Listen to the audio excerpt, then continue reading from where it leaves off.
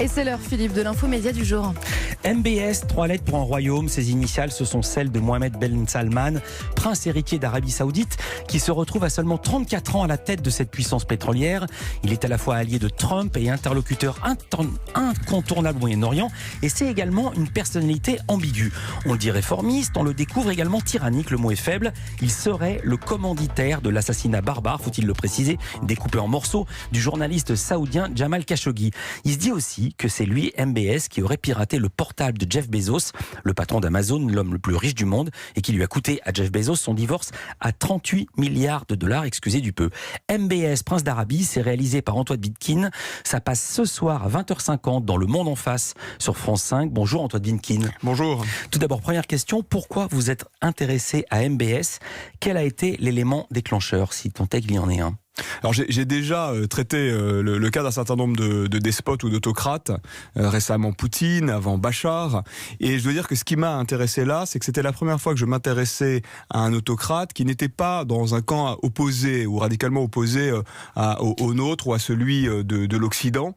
Ce qui m'intéressait chez MBS, c'était qu'il était à la fois ces personnalités autoritaires qui m'intéressent depuis plusieurs années, et en même temps, il est un allié. MBS, c'est ce que d'ailleurs le film dit, c'est un peu nous, et ça m'intéressait, cette proximité. Et par ailleurs, ce qui m'avait frappé, et je crois que ça c'est effectivement le moment déclencheur, c'est sa visite en Occident, et en particulier en France, où là on a vu apparaître ce jeune homme nouveau et auréolé de toutes sortes de qualificatifs plutôt laudateurs, comme celui d'être un réformiste, et ça m'a donné envie d'aller creuser. J'avais trouvé assez romanesque, finalement, entre guillemets, cette figure, et ça m'a donné envie d'en savoir plus. Le personnage est sulfureux, romanesque, vous l'avez dit, vous avez eu accès à de nombreux documents d'archives, vous avez interrogé des témoins de premier plan, des opposants au régime également, des diplomates, des politiques. Ça a été facile à mener comme enquête ou comme d'habitude, ou est-ce que c'est très difficile et on vous a mis au contraire des bâtons dans les roues?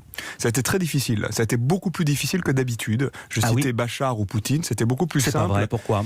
Pour une raison qui était la difficulté à faire témoigner des protagonistes. Alors ce sont des protagonistes autour de MBS, ce sont des diplomates, comme vous l'avez dit, des conseillers de président du côté américain et français, en gros. Et ça a été extrêmement difficile, je pense, parce que les intérêts des Occidentaux avec l'Arabie Saoudite sont intenses, sont importants, parce que la personnalité de MBS déroute.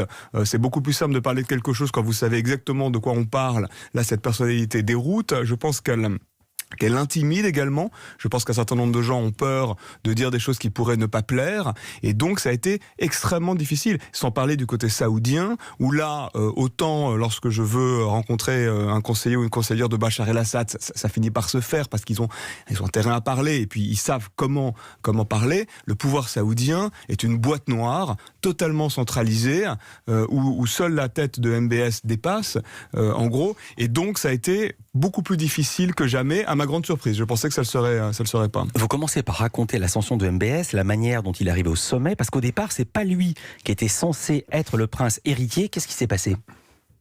Alors, il a été nommé par son père, qui est toujours roi d'Arabie Saoudite, même si la réalité du pouvoir est exercée par MBS. Donc c'est d'abord cette nomination-là. Mais ce que je raconte dans le film, ce que je décris par le menu et dans la coulisse, c'est la manière dont MBS a su forcer le destin pour pousser son père à le nommer, je pense, plus tôt que prévu. J'ai plutôt tendance à penser, même si encore une fois on n'en sait rien, ce pouvoir est totalement mystérieux, comme je le disais, mais je pense que son père avait l'intention de le nommer un jour prince héritier. Il a forcé le dessin, il s'est notamment appuyé sur Trump. Je pense que c'est ça le point central. Il a su s'appuyer sur Trump, et évidemment la relation entre ces deux hommes, on le comprend assez bien, est assez forte, parce que d'une certaine manière, ils ne sont pas sans point commun. Alors, en 2016, MBS était déjà fait remarquer pendant une rencontre avec Barack Obama. Écoutez le récit que vous récupérez de Joseph Westphal, l'ambassadeur des États-Unis entre 2014 et 2017, et Robert Malley, ancien conseiller de Barack Obama. Le président s'est dit préoccupé par les peines infligées à certaines personnes pour un simple tweet. 1000 coups de fouet, 10 ans de prison, 16 ans de prison. Il a cité tous ces cas. Le roi a apporté une réponse. Et puis, MBS s'est levé et a pris la parole, ce qui était contraire aux usages. Cinglant, le jeune ministre va jusqu'à proposer au président américain un cours de droit saoudien. C'est notre système, nous avons nos lois, nos juges. Ça a été un moment frappant. Peut-être que je surinterprète, mais ce qui était clair, c'est qu'entre lui et son père, le boss, du moins celui qui avait la capacité et le désir de faire front, c'était Mohammed Ben Salman. Et ça s'est pas arrangé avec le temps. Non. Vous restez avec nous, on a beaucoup de sujets à traiter. On parlait de Khashoggi, on parlait de Jeff Bezos, on verra si on a le temps d'en parler. 1000 choses, restez avec nous s'il vous plaît.